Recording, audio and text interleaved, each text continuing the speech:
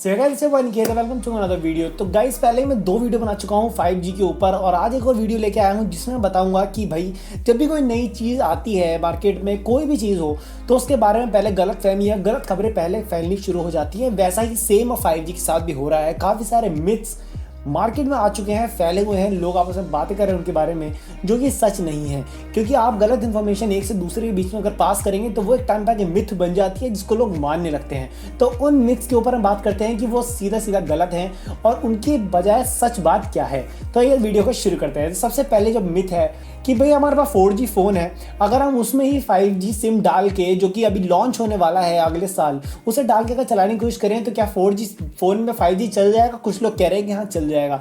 जी हाँ, नहीं भाई, नहीं चलेगा। क्योंकि आपके फ़ोन में अगर आप कोई नया अपग्रेड करते हैं, जैसे 5G आप लेके आते हैं 4G फ़ोन में, तो उसमें आपको फ़ोन में भी अपग्रेड करना पड़ेगा। और इसी वजह से 5G फ़ोन अब बनने शुरू हो गए हैं और मार्केट में भी आ रहे हैं जो कि 4G फ़ोन से अलग हैं। भाई हार्डवेयर में काफ़ी सारे चेंजेस करने पड़ते हैं, एंटीनास चेंज होते हैं, मॉडेम चेंज होता है, नेटवर्क कनेक्शन चेंज होता है, वाईफाई की रेंज चेंज होती है, काफ़ी सारी चीज़ें हार्डवेयर में भी चेंज करनी पड़ती हैं। तो आपके 4G फ़ोन में 5G सिम डाल के चलाने की कोशिश करेंगे तो वो भाई बिल्कुल भी नहीं चलेगा।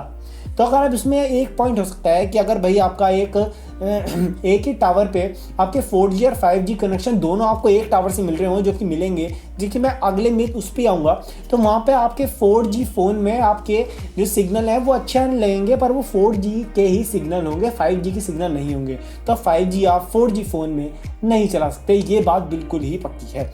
चलिए दूसरे मिथ की तरफ बढ़ते हैं। जो हमारा दूसरा मिथ है वो हमारा ये है कि 5G आ चुका है तो क्या 4G अब चला जाएगा? क्या 4G की जगह आप 5G ले लेगा? जितने भी टावर्स 4G के लगे हुए हैं वहाँ पे आप 5G कनेक्शन आ जाएंगे, 5G सेटअप कर दिए जाएगा तो आप 4G मार्केट से चला जाएगा। तो सबको ज़बरदस्ती 5G ही खरीदना पड़ेगा, महंगे महंगे प्लान्स लेने पड़ेंगे। जी नहीं, ये बहुत बड़ा मिथ है, ऐसा कुछ नहीं होगा। 4G के टावर अपनी जगह रहेंगे। ऐसा हो सकता है कि 4G टावर के साथ 5G भी उसी टावर में सेटअप कर दिया जाए और आपको एक ही टावर से 5G और 4G मिलने लगे। तो वहाँ पर ये एक चीज़ हो सकती है। बाकी 5G के अलग अलग टावर लगाए जाएंगे। जैसे कि मैं लास्ट वीडियो में इस बात का जिक्र किया था कि 300 मीटर्स की दूरी पे 5G के टावर सेटअप किए जाएंगे, पर वहाँ पे आपके 4G हट नहीं जाएगा और 3G हट नहीं जाएगा।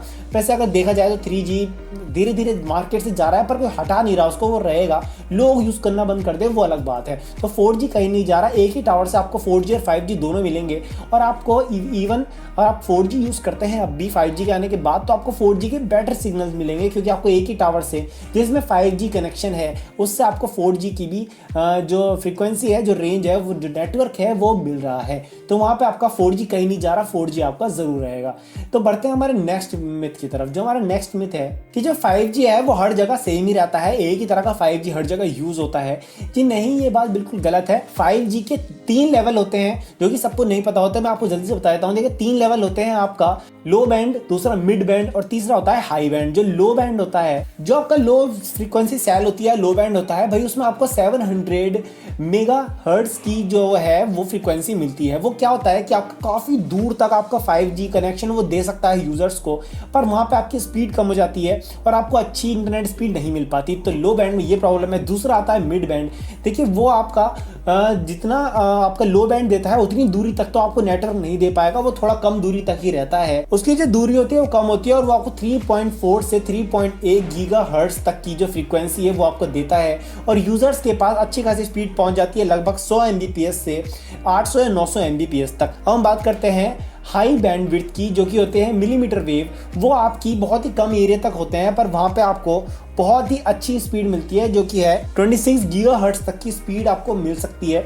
वहाँ पे वो कुछ कम एरिया तक ही होता है, पर आपको स्पीड वो बहुत अच्छी प्रोवाइड करवाता है। तो वहाँ पे आपका जितने भी हाई बैंडविड्थ हैं वही आपके नॉर्मल यूज़र को दिए जाएंगे। बाकी आपके जो 2 अलग अलग हैं, लो बैंडविड्थ और मिड बैंडविड्थ, वो ज़्यादातर आपके स्टेडियम हुए या ऐसी बड़ी बड़ी जगहों पर यूज़ किए जाते हैं जहाँ दूर तक नेटवर्क कनेक्शन भेजना होता है, पर स्पीड के इतने इश्यूज़ नहीं होते। तो ये हो गया आपका अगला मिथ। चलिए बढ़ते हैं। हमारा जो अगला मिथ है कि जो 5G होगा वो काफ़ी डेंजरस होगा और उसकी जो फ्रीक्वेंसी होती है वो काफ़ी डेंजरस होती है ह्यूमन बॉडी के लिए। जैसे ऐसा कोई अभी तक प्रूफ नहीं हुआ है और ये भी प्रूफ नहीं हुआ है कि जो 5G है वो बर्ड्स को नुकसान पहुंचाता है। ये भी अभी कोई साइंटिफिकली प्रूव नहीं हुआ है। एक रिपोर्ट आई थी जिसमें उन्होंने लिखा था कि पॉसिबल हो सकता है और इस पॉसिबल वर्ड पे ही ये लोग अंदाज़ा लगाते हैं कि ऐसा हो सकता है कि ह्यूमंस के लिए और बर्ड्स के लिए ये एक हार्मफुल हो सकता है। पर देखिए 5G और 4G सब एयर वेव्स ही हैं, वो सिर्फ एयर वेव्स हैं, और उससे ज़्यादा एयर वेव्स आप नॉर्मल एक जगह पर खड़े होंगे तो उससे ज़्यादा आप एयर वेव्स फील कर पाएंगे, तो वो आपके लिए इतनी हार्मफुल नहीं होती हैं। और गवर्नमेंट की रेस्ट्रिक्शंस के अकॉर्डिंग भी वहाँ पे आपकी जो 5G आपको एक फ्रीक्वेंसी रखनी होती है, वो एक लिमिटेड फ्रीक्वेंसी होती है, जो गवर्नमेंट ने एक लिमिटेड फ्रीक्वेंसी दी हुई है, उससे ज़्यादा फ्रीक्वेंसी आप नहीं दे सकते। तो वहाँ पे भी एक बहुत बड़ा बेनिफिट है, उसमें आपको कोई भी हार्म नहीं पहुँचाया जाएगा किसी भी रेडिएशन के थ्रू 5G को यूज़ करते हुए। तो ये थे कुछ मिथ जो फैले हुए थे, जो कि अभी अब थोड़े क्लियर हुए होंगे आपको। तो ये मिथ्स को ध्यान ना दें और गलत इन्फॉर्मेशन ना फैलाएं अगर आपको सही इन्फॉर्मेशन का पता नहीं है तो। सो गाइस, वीडियो में इतना ही। If you like this video please subscribe my channel and follow me Instagram for every update. Thank you so much.